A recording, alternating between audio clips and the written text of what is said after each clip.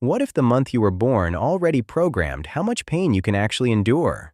Not just physical pain, but emotional wounds, heartbreak, loss, and failure. Carl Jung spent decades arguing that the unconscious mind shapes everything about how we respond to the world, and when you layer his psychological frameworks onto research connecting birth seasons to personality, something genuinely unsettling starts to emerge. Stay with me, because by the end of this video, you will look at your own birth month in a completely different way. Jung believed that every person carries what he called the shadow, the hidden unexamined parts of the self that absorb suffering quietly, without the conscious mind fully realizing it.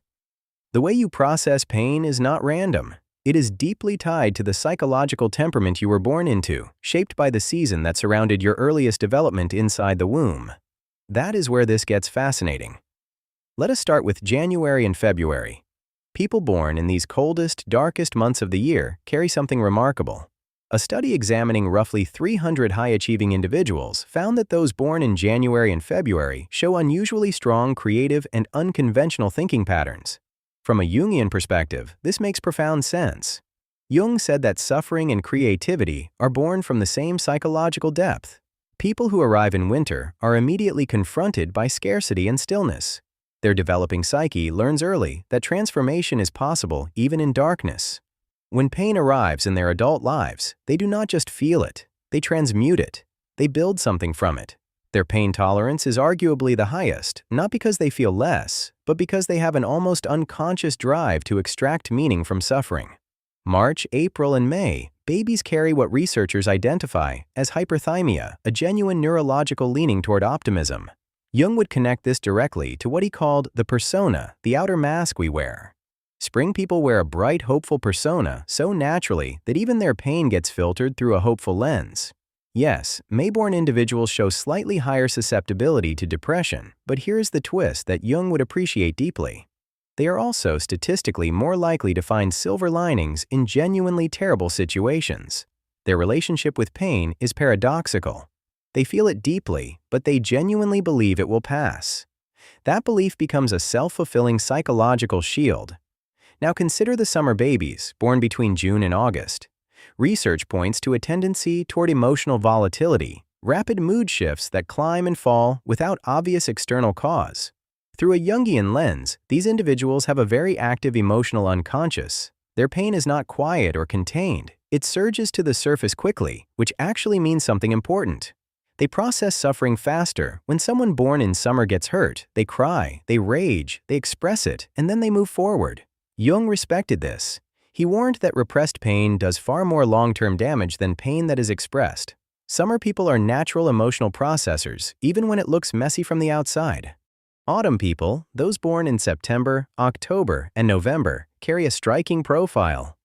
Research consistently shows the lowest rates of depression among autumn-born individuals, with November babies showing particularly resilient emotional patterns. They also show lower tendencies toward bipolar-type mood cycling.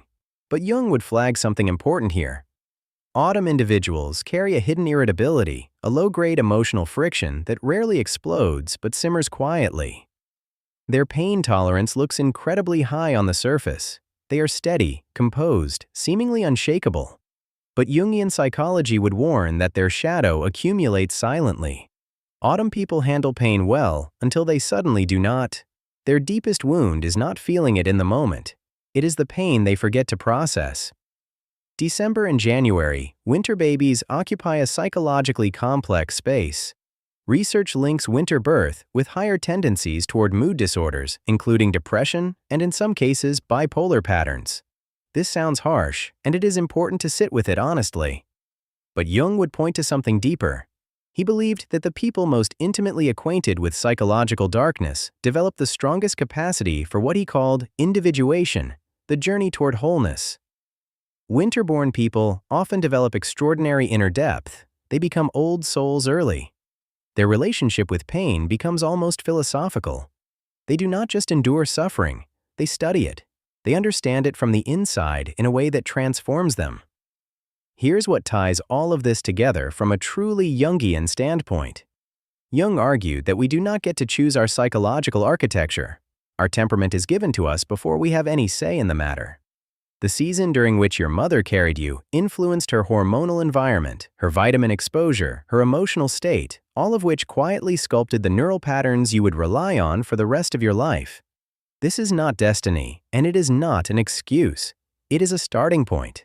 Jung's most powerful teaching about pain was this: the meeting of two personalities is like the contact of two chemical substances. If there is any reaction, both are transformed. Pain, whether it comes from loss or failure or betrayal, is a contact event between your inner world and reality. How you handle that contact depends enormously on the psychological temperament you were born with and developed throughout your earliest years. What does this mean for you practically? If you are a spring baby, your challenge is to let yourself feel pain fully rather than rushing toward optimism. If you are a summer baby, trust your emotional expressiveness as a genuine gift, not a weakness. If you are an autumn baby, build intentional habits of emotional check-ins because your shadow fills quietly without you noticing. If you are a winter baby, recognize that your depth is not a burden, but a form of strength that most people never develop. Jung said that the most terrifying thing is to accept oneself completely. Your birth month gave you a specific way of encountering suffering. Understanding that is not about prediction or limitation. It is about finally seeing yourself clearly enough to work with what you actually have. Drop your birth month in the comments below and share whether any of this resonates with your own experience of handling pain in your life. If this video made you think differently about yourself, hit subscribe because we go this deep every single week.